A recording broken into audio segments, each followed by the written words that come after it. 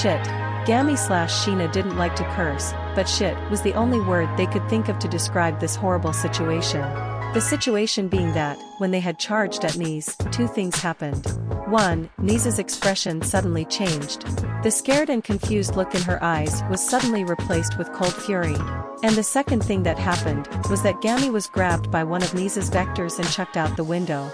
Of course, the first problem, the least concerning one, was that Gami was now falling out of a building. The solution to this was simple. Gami quickly cut their own arm and killed their flightlessness. Immediately, black wings burst out of their back, and with a flap, Gami was now flying. Gami flew up to the window and faced his second biggest problem.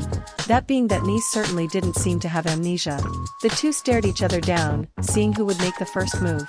In the end, it was Gami, as they charged forward, moving as fast as possible towards Nise, in hopes of getting the single hit they needed. Only to be batted away by Nise's vectors, sending them flying over towards the forest. Nise then ran over to the window, and jumped out of it, while using her vectors, to launch herself into the air, after Gami. Gami meanwhile, tried to regain their sense of balance, however by the time they stabilized themselves in the air, Nise had already reached them, grabbing them with one of her vectors in the air, and slamming them down. Crash!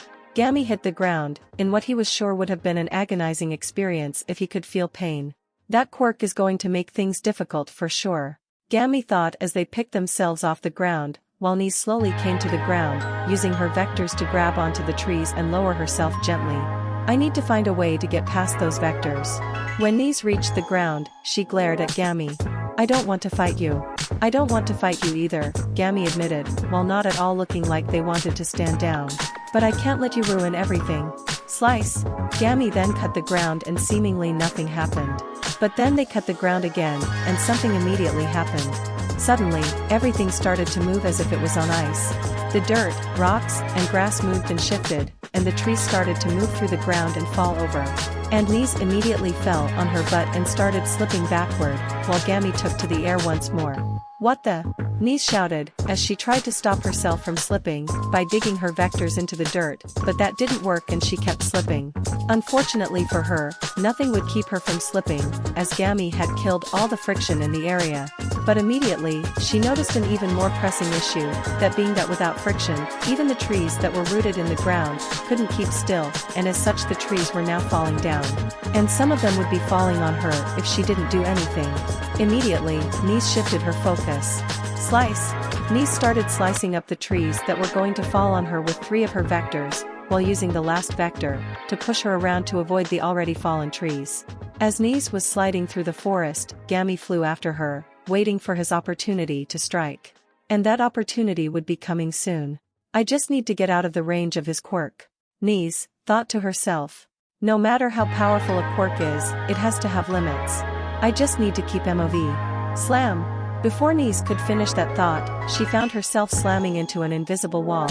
A small explanation. When Gami first sliced the ground, it didn't actually do nothing. What Gami killed there was this space's connection to their dimension. In other words, Gami had sealed everything within the small area they were in, into its own separate pocket dimension. Meaning, there was no escape. But it seemed like that wouldn't matter, as Gami took advantage of Nise's surprise, and rushed to cut her back. Gami came in and slashed at her back, only for him to accidentally hit the base of one of Nise's vectors, which he couldn't cut. Nise felt something hit her vectors, and quickly realized what happened, and before Gami could get in a second strike, she used her vectors and grabbed Gami by his wings, and held him up. Before Nise could take advantage of this, however, Gami cut himself again, killing his wings, causing them to vanish, and Gami to fall to the ground. As soon as he hit the still shifting dirt, Gami pushed himself back, away from Nise. However, Nise wasn't going to let him get away that easy, and pushed herself off the invisible wall, towards Gami, reaching him in little to no time at all. Gami knew he would only have time to do one thing, before Nise grabbed him, so he had to think fast. And so just as Nise's vectors were grabbing his shoulders, Gami cut themselves and killed their own friction. When Nise tried to grab him, her vectors just slipped off them, unable to grab something with 0 friction. Grrrr. Nise growled angrily, frustrated with the no friction thing by this point. Gami then used his scythe to push himself forward and slid towards Nise, but of course, this didn't work and resulted in Nise backhanding them with one of their vectors, and sending them flying into the air. Now that he was once again a good distance away from Nise, he then cut himself again, killing his flightlessness, cancelling out his earlier use of his quirk, and regrowing his wings. Gami looked down at Nise, who was still sliding around, chopping up trees in her way. I need to find a way to get past those vectors. Wait, that might work. Then, Gami started flying around, swooping down to cut trees, and killing their gravity, making them float into the air. What on earth are they doing? Nise asked herself as she watched Gami send more trees into the air. Nise then saw Gami fly under the trees, and turn their back on her. She saw a chance to get in a hit on them, and used her vectors to change her direction, and launch herself towards Gami, intent on smacking them towards the ground, and getting in a good few hits. However, this was all part of Gami's plan. As he heard Nise launch herself towards him, he knew what he had to do. Normally, Gami's quirk could not affect itself. Meaning Gami couldn't just cut himself and kill his quirk's drawbacks or effects. However, there were workarounds to this. And so as Nise closed in on him, Gami cut himself and killed his existence. Just like that, Gami vanished, causing Nise's vectors to hit nothing. Suddenly, Nise felt a chill going down her spine, and felt something closing in on her from above. She looked up, and found out much to her horror, that since Gami currently didn't exist, neither did his quirk, or its effects, meaning, everything that was being affected by Gami's quirk would return to normal. That included the gravity of all the trees above her, which were now about fall on top of her. Crash! The trees slammed into Nise, and they crashed into the ground, pinning her to the ground.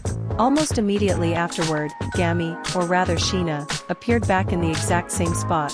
Since the effects of their quirk vanished when they ceased to exist, that meant nothing keeping them from existing, so that move, in particular, could only last for a moment. Ah! Shina screamed in terror as they immediately started falling to the ground. She quickly cut her arm again, killing her flightlessness, causing her wings to come back, which allowed her to safely come back to the ground. Phew! Shina breathed a sigh of relief. I'm so glad that worked. If could feel emotions when I'm Gami would have started getting scared. Man, that girl was tough. Shina looked at the huge pile of logs that Nise was currently buried under and started to worry. Wait, this wouldn't kill her, would it? Oh, I really hope she's not dead. I just got a new start on my life not killing people. Fortunately, or unfortunately depending on how you looked at it, Nise proved to be alive, when suddenly, the front of the pile of trees burst open, and Nise limped out. Back when Nise was about to get hit by the trees, she knew she couldn't dodge, nor could she cut up that many trees at once, when they were already so close to her. But she did still have one option. She wrapped her vectors around her body, covering herself in a psychic shield. This did still have some consequences, however. Her vectors had something called a psychic feedback. Whenever she used them, it would send a psychic shockwave through her body, which would start harming her body if she overused her quirk, or if her vectors were hit by something very strong. Like, say, a few dozen tons of wood. So while Nise was still alive and conscious, she was definitely hurt. Blood was coming from her mouth, and out of tears on her body, and she felt like she got hit by a bus. Ugh! Nise immediately fell to one knee and started breathing heavily. She's weak.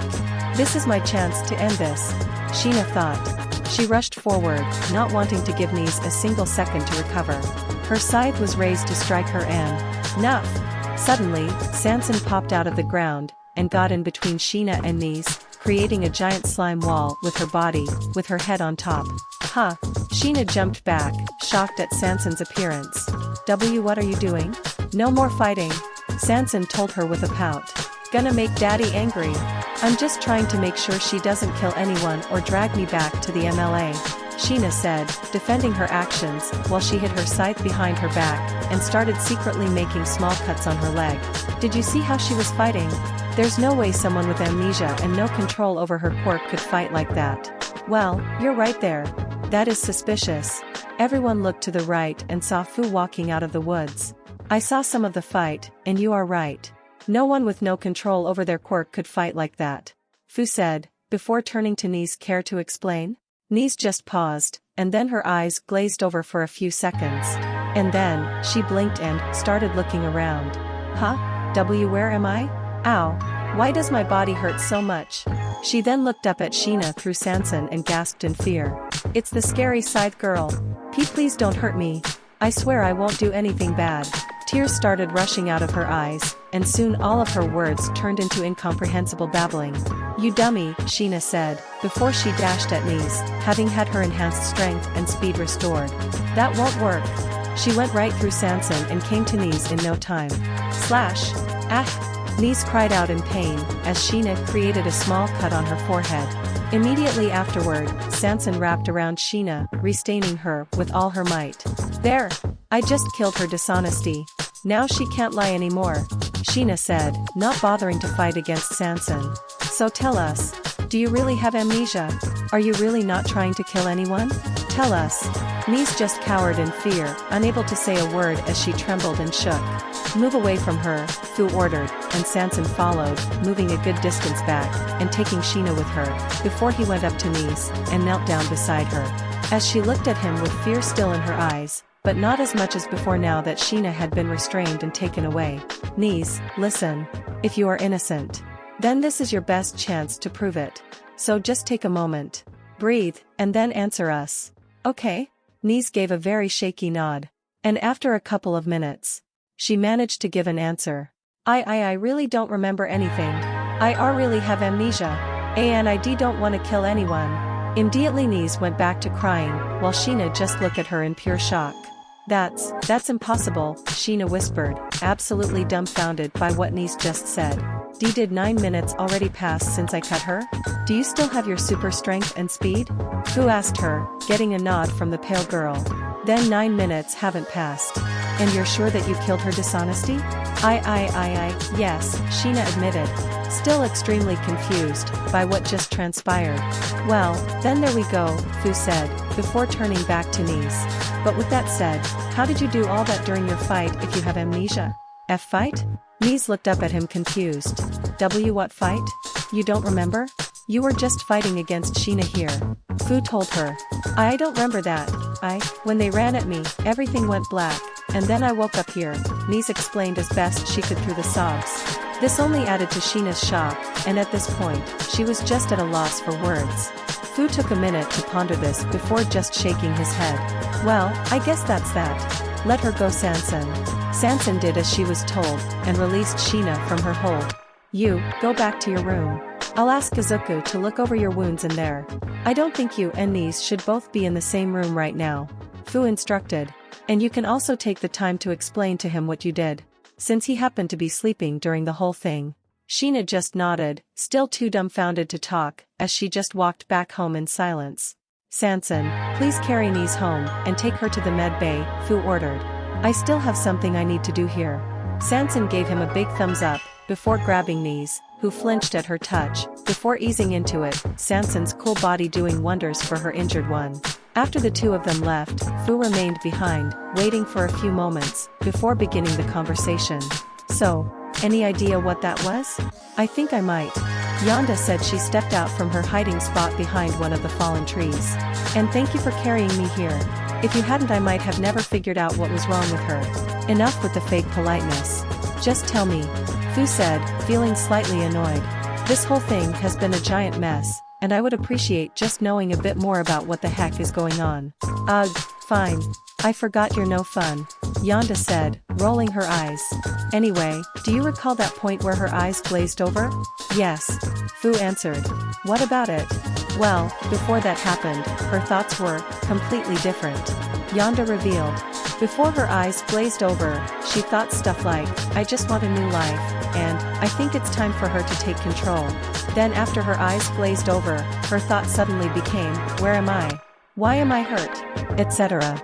Okay, and that means what exactly? Fu asked. I think, and this is just a theory, Yonda said, that this girl has more than one personality.